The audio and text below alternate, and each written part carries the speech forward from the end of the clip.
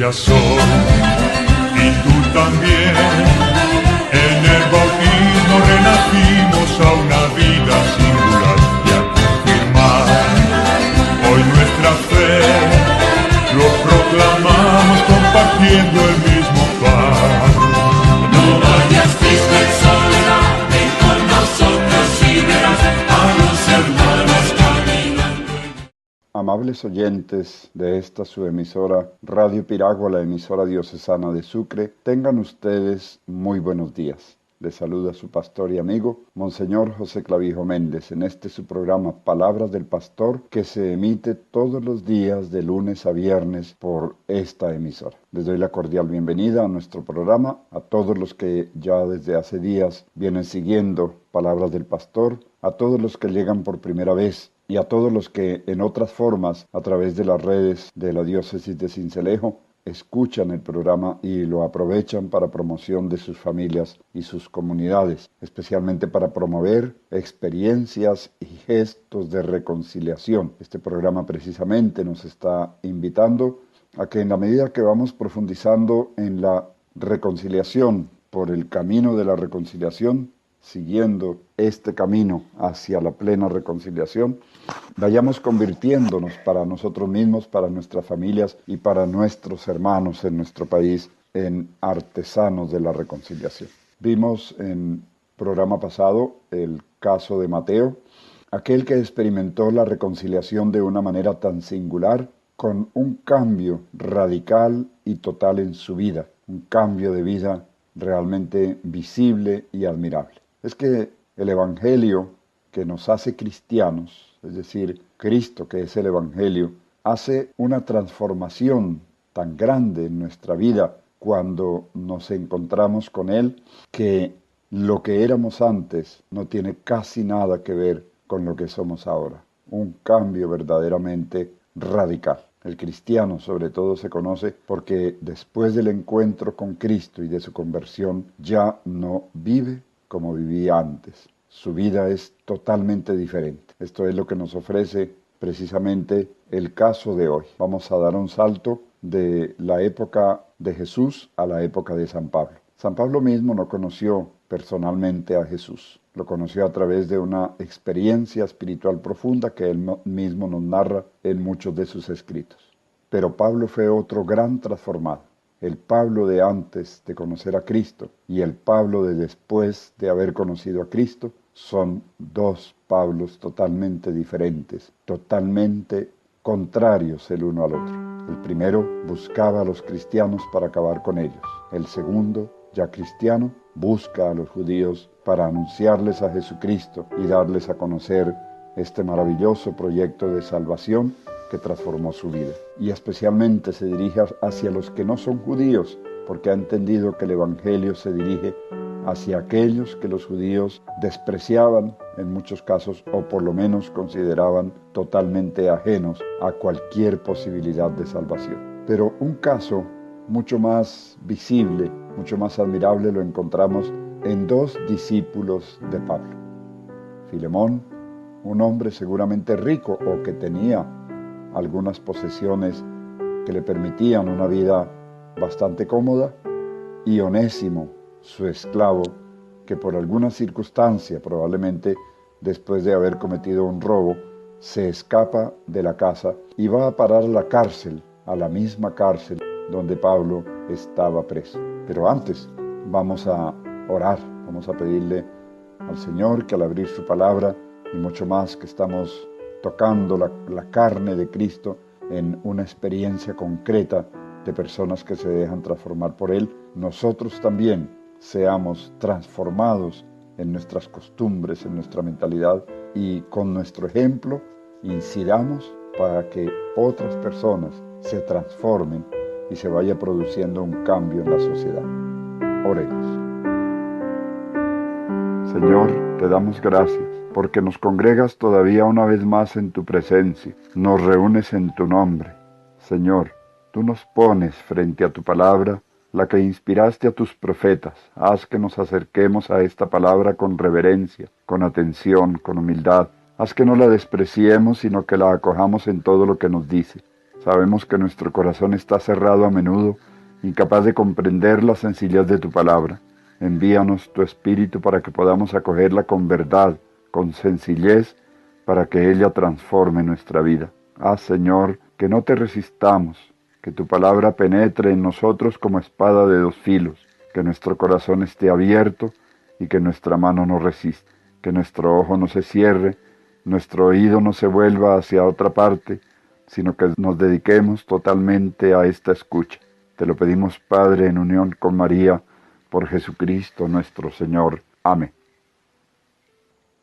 Y ahora sí, vamos a leer esta carta de San Pablo, conocida como Carta a Filemón.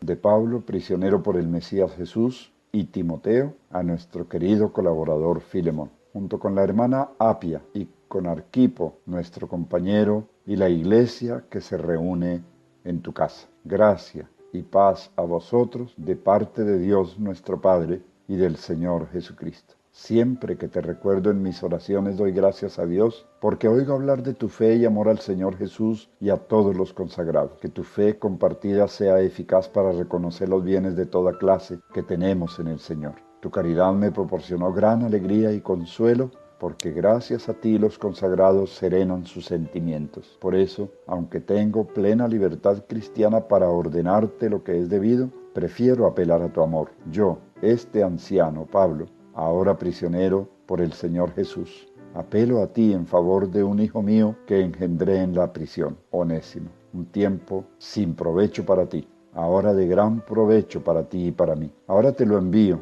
y con él mi corazón. Habría querido retenerlo junto a mí para que en tu lugar me sirviese en esta prisión que sufro por la buena noticia. Pero sin tu consentimiento no quise hacer nada para que tu buena acción no sea forzada sino voluntaria. Quizás se alejó de ti por breve tiempo para que pueda recobrarlo definitivamente. Y no ya como esclavo, sino mejor que como esclavo, como hermano, muy querido para mí, y más aún para ti, y también como hombre y como cristiano. Si te consideras compañero mío, recíbelo como a mí.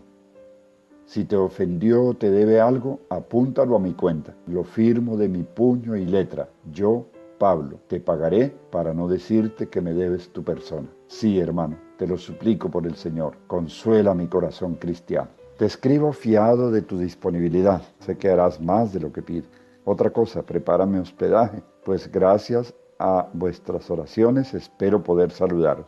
Te saludan Epafras, compañero de prisión por el Señor Jesús, y Marcos y Aristarco, Dimas y Lucas. La gracia del Señor Jesucristo esté con vuestro espíritu. Amén.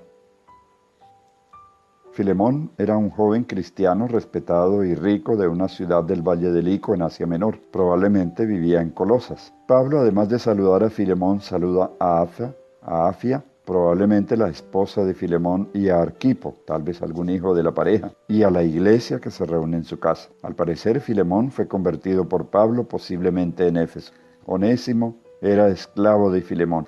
Se le había escapado, causando con ello seguramente daños o perjuicios a su amo. En su huida llegó hasta donde Pablo estaba encarcelado, a sabienda de la estima y respeto que su amo tenía al apóstol. Pablo consiguió darle refugio y lo convirtió al cristianismo. Pablo, sabiendo que Onésimo era esclavo de Filemón, aunque deseaba contar con él como ayuda en la evangelización, decidió mandarlo de regreso con su amo Filemón. Pablo, enviando con el mismo Onésimo esta corta nota, suplica a Filemón que acepte de vuelta al esclavo fugado, no como esclavo, sino como hermano querido. Pablo además le manifiesta que le gustaría que Onésimo regresara junto a él, es decir, junto a Pablo, para que siguiera colaborándole, pero que si su huida en algo le había perjudicado, colocara esa deuda a cuenta del mismo Pablo. Estamos pues en un contexto de esclavitud y vamos a entender desde este contexto cómo se va produciendo un cambio en la sociedad, que es lo que podemos llamar, en cierta forma, reconciliación social, que consiste básicamente en lo siguiente. En las comunidades cristianas entraban por lo general los amos, pero también entraban los esclavos. Es proverbial y se conoce por la historia que el cristianismo comenzó por ser una costumbre, un estilo de vida en el que participaban muchos esclavos. Prácticamente vino a ser considerada como una religión de los esclavos, pero poco a poco va tocando las altas esferas y comienzan a convertirse también los patricios, los grandes ricos del Imperio Romano. Y eso hace que se produzca como una especie, no de inversión, porque no estamos ante una revolución ni ante una lucha de clases en el sentido comunista de la palabra. Estamos ante una sociedad injusta en las que unos hombres son reducidos a la esclavitud y son la clase más baja de la sociedad, y otros hombres que se enriquecen muchas veces no solo con su trabajo o con su habilidad, sino muchas veces con malas mañas y de malas maneras a costa de los demás, se conviertan en los grandes señores, por contraste con aquellos que ellos mismos reducen a esclavitud. Así hubiese un buen trato, en algunas casas ciertamente lo había, entre los patrones y los esclavos. Muchas veces se establecían entre ellos unas relaciones afectuosas, pero de todas maneras eso no quita nada al hecho mismo de que Dios, habiéndonos hecho a todos iguales, no se inventó la esclavitud. La esclavitud fue otro de los subproductos del pecado del hombre. El hecho es que en las comunidades cristianas comenzaron a llegar tanto el señor o la señora como los esclavos, y poco a poco las relaciones se transforman. El señor se convierte en hermano y el esclavo se convierte en hermano. Esta es la gran revolución de la iglesia. Las primeras comunidades cristianas tuvieron que aprender a suavizar las tensiones que se daban dentro de las casas cristianas para responder al elevado ideal de la comunidad o de la fraternidad, volviendo al tema de días anteriores. La procedencia del mundo judío o del mundo pagano creaba grandes diferencias entre los cristianos, judíos y gentiles. No era solamente cuestión de estilos, era realmente enemistad. Por eso dirá San Pablo en la carta a los Efesios que Cristo derribó ese muro de la enemistad y nos hizo a los dos herederos de los tesoros de Dios. La unidad en Cristo solo era posible si ambas partes se avenían a hacer grandes sacrificios. El judío renunciando a su ley, el pagano renunciando a sus dioses y a sus costumbres religiosas, muchas veces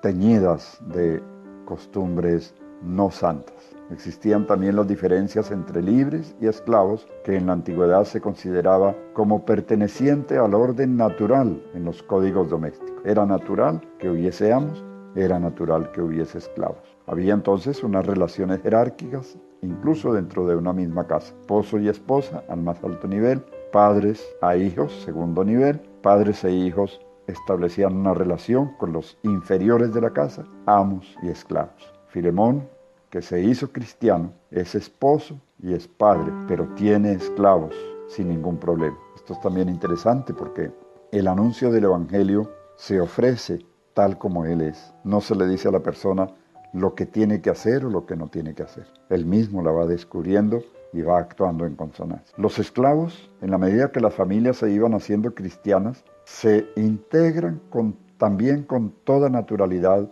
a la comunidad. Y no se les negaba el bautismo, porque tampoco el Espíritu venía solamente para los amos, sino para los esclavos. Esto los hermanaba, especialmente cuando se reunían para la cena del Señor los domingos. ¿Cómo tendría que ser entonces el trato diario de un Señor discípulo de Cristo, de un amo que era discípulo de Cristo, con su esclavo o con sus esclavos que también se hicieron discípulos de Cristo? En la carta a Filemón, San Pablo, en términos muy corteses y muy fraternos, se dirige al Señor o al amo, haciéndole ver que no tiene obligación de emancipar o liberar a su esclavo, pero según el querer de Dios que se manifestó en Cristo, el cristiano tendrá que entablar nuevas relaciones de fraternidad con sus hermanos de fe dentro del derecho vigente. Más bien Pablo, por ejemplo, en 1 Corintios 7, versículos 20 al 24, aconseja a todos que cada uno permanezca en el estado o condición social en que lo sorprendió el anuncio del Evangelio. Aunque advierte que si precisamente como reacción a la conversión el amo desea que el esclavo se emancipe y lo libera, también invita al esclavo a que si quiere lo aproveche. Crónicas de la época nos dejan entender que muchas veces los patrones le decían a los esclavos quedas libre, puedes irte. Pero ellos decían, no, te quiero tanto que seguiré en tu casa y seguiré sirviéndote sin ningún problema. Se dan pues dos realidades. Una primera, el esclavo decide permanecer en la casa y seguir sirviendo a su amo, que ya no era su amo, sino su hermano. El amo, en compensación, aseguraba al antiguo esclavo, ahora su hermano, techo y comida como si fuera un miembro de la familia. El esclavo ya no era esclavo, sino un hermano que, aunque seguía al servicio, digámoslo así en términos modernos, aunque estos términos no cuadran del todo con el modelo de la antigüedad, el esclavo seguía como empleado o como trabajador del dueño de la casa o del dueño de las tierras. Si el esclavo se emancipaba, no tenía un oficio propio o una técnica que le permitiera convertirse en independiente, trabajar en otra cosa. Eso, por supuesto, generaría una mendicidad de una clase social. La segunda posibilidad, cuando Pablo invita a aprovechar la oportunidad de emanciparse, se encuentra en 1 Corintios capítulo 7, versículo 15, cuando habla de los matrimonios mixtos entre judíos y paganos. En ambos casos, si uno de los cónyuges es cristiano, pero la pareja no lo es, Pablo le invita a que se separen para asegurar al cónyuge cristiano poder formar una familia cristiana. Asimismo, si el esclavo es cristiano, pero su amo no lo es, le conviene emanciparse y pasar a otra casa, es decir, a la casa de un cristiano que le permita vivir como cristiano. Deducimos que Pablo no se preocupa de promover un cambio o una alteración del orden social de su época. Este no fue el estilo cristiano de hacer las cosas. Tampoco se proponen reformas de orden social, ni mucho menos se reivindican por parte del cristianismo. Lo que se busca es el cambio interior desde la identidad misma de cada persona. Lo que le interesa es velar por la conformación de comunidades verdaderamente cristianas, donde las relaciones sean fraternas al interior de la comunidad. Esta es la transformación que se obra. Esas relaciones fraternas transforman las relaciones, por ejemplo, laborales o, por ejemplo, familiares. Todos ustedes, dice en la carta a los Gálatas, los que creen en Cristo Jesús son hijos de Dios, pues todos los que han sido bautizados han sido revestidos, de tal manera que entre bautizados, entre creyentes, ya no hay distinciones entre judío y no judío, ni entre esclavo y libre, ni entre varón y mujer, porque en Cristo Jesús todos son uno. Esta era la visión de la vida cristiana al interior de las comunidades, una nueva forma de ser, una nueva forma de relacionarse con los demás. Este es el aporte que vemos en la carta a Filemón, narrada de una manera muy familiar, casi íntima. En el contexto de la sociedad cristiana primitiva, las jerarquías sociales y domésticas estaban establecidas y se daban de manera natural. Si el querer de Dios es que todos vivamos como hermanos, aquí viene nuestra pregunta. Nosotros, un país en cuya constitución se lee no habrá esclavos en Colombia, ¿cómo es que nos encontramos con tantas relaciones esclavizantes entre personas? Esto es mucho más escandaloso cuando decimos este es un país católico, es decir, de fe cristiana. ¿Será eso tan verdad como se dice? ¿Cómo se compagina eso con las relaciones impuestas por la fuerza y la violencia en que se establecen lazos de víctima y victimario, porque son víctimas no solo los que sufren los ataques y mueren, sino sobre todo sus familias, porque quedan sufriendo y llorando la muerte de sus seres queridos y otros vejámenes causados por la violencia? Si el querer de Dios es que todos vivamos como hermanos, ¿cómo reconocer en el victimario que en un acto deliberado de maldad ha torturado y eliminado a hermanos? Porque si vamos a las partidas de bautismo de las parroquias, nos encontramos casi siempre que el victimario era bautizado, por tanto, cristiano, y su víctima era bautizada, o sus víctimas, bautizados todos, por tanto, cristianos. ¿Cómo se entienden esas relaciones? Es una verdadera contradicción. ¿Cómo vivir en comunidad con victimarios y reinsertados en la sociedad? ¿Cómo proceder para que nosotros, si seguimos de verdad siendo cristianos y católicos, no pasemos de ser víctimas o hermanos a victimarios que despreciamos y condenamos? ¿Podrá el cristianismo transformar nuestras relaciones? Esta es la gran pregunta. Esto nos plantea varias reflexiones. La una, para decirlo brevemente, no basta con decir que somos cristianos, porque los hechos que se ven son de no cristianos. Y por tanto, tenemos que reconocer que el cristianismo solamente se vive a nivel de culto o a nivel de formas de piedad popular, pero el corazón, la mentalidad, ya no son cristianos.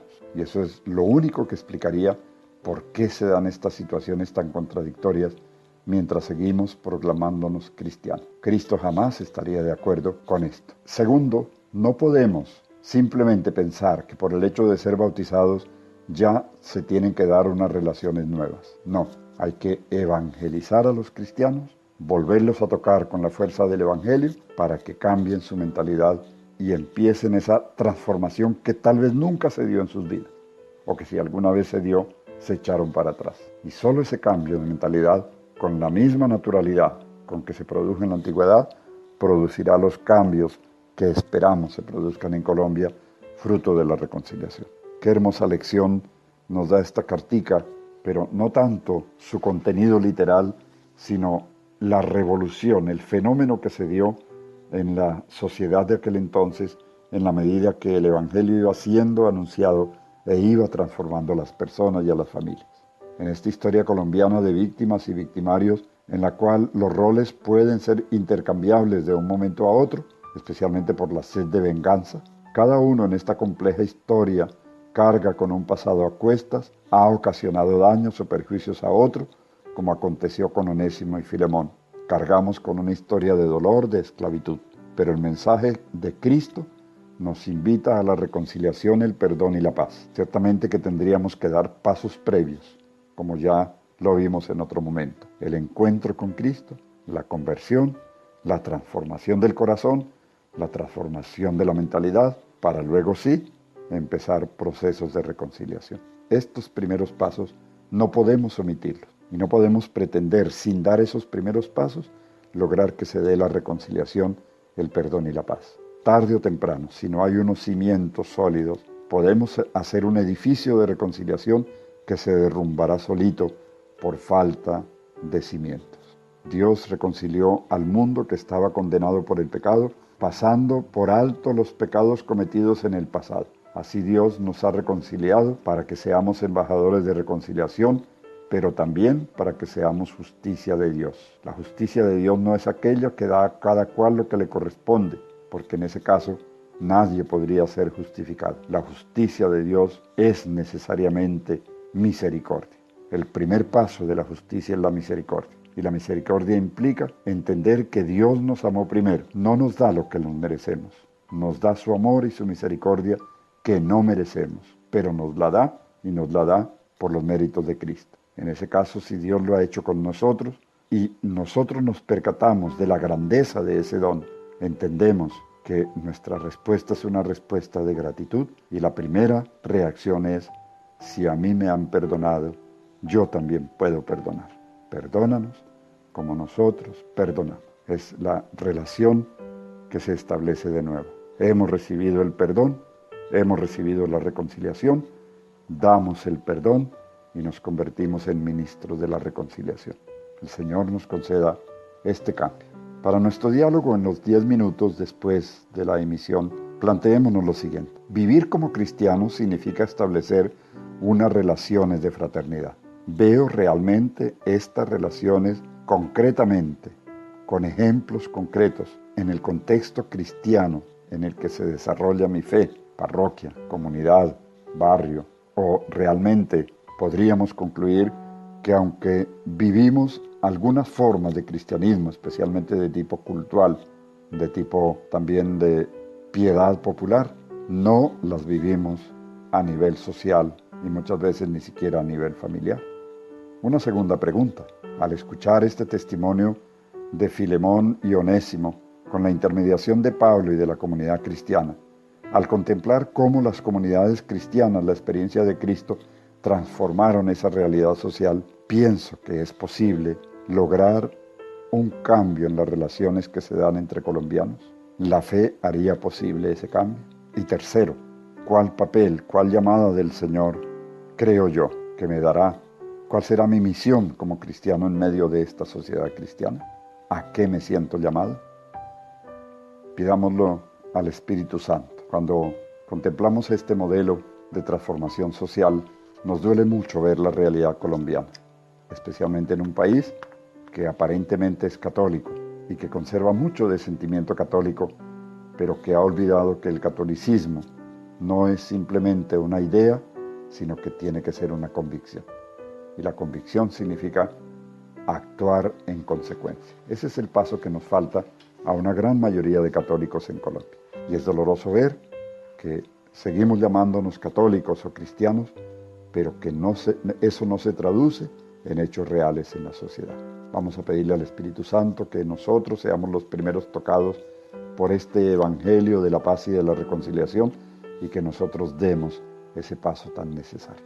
Oremos. Ven, Espíritu Divino, manda tu luz desde el cielo. Padre amoroso del pobre, don en tus dones espléndido, luz que penetra las almas, fuente del mayor consuelo.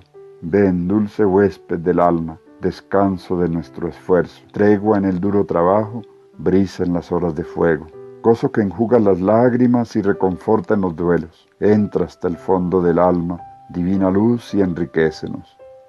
Mira el vacío del hombre si tú le faltas por dentro. Mira el poder del pecado si no envías tu aliento. Riega la tierra en sequía, sana el corazón enfermo. Lava las manchas, infunde calor de vida en el hielo. Doma el espíritu indómito, guía al que tuerce el sendero. Reparte tus 7 dones según la fe de tus siervos. Por tu bondad y tu gracia dale al esfuerzo su mérito. Salva al que busca salvarse y danos tu gozo eterno. Amén. Queridos hermanos, por hoy hemos concluido. Que el Señor los bendiga, el Señor los haga ministros de reconciliación, el Señor les permita transformar las relaciones interpersonales en su familia más amplia, cuñados, primos, parientes, y también el Señor les permita unas nuevas relaciones con los vecinos, con los miembros de la comunidad, con los que van a la parroquia, con los demás habitantes de la vereda. Que nuestra condición de cristianos produzca una verdadera transformación social. El Señor los bendiga, el Señor los conserve, el Señor bendiga sus hogares, el Señor bendiga sus propósitos de reconciliación. En el nombre del Padre, y del Hijo, y del Espíritu Santo. Amén.